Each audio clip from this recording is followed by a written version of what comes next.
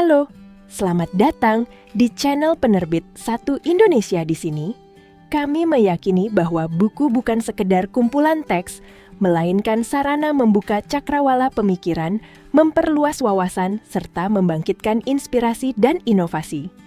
Dalam buku yang berjudul Pengantar Hukum Islam, menjelaskan hukum Islam merupakan salah satu subsistem hukum yang memiliki posisi penting dalam sistem hukum nasional Indonesia.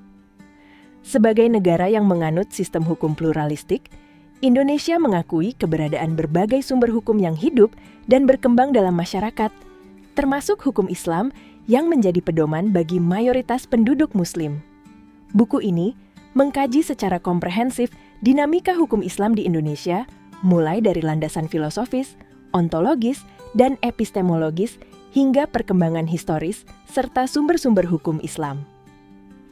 Pembahasan awal memberikan kerangka dasar untuk memahami konstruksi hukum Islam dalam perspektif klasik maupun kontemporer, termasuk relasinya dengan sistem hukum nasional yang bersifat plural dan terus berkembang. Buku ini mengulas secara mendalam kompilasi hukum Islam sebagai bentuk positivisasi hukum Islam di Indonesia, lengkap dengan latar belakang sosiologis, historis, serta pembaruan-pembaruan dalam fikih klasik.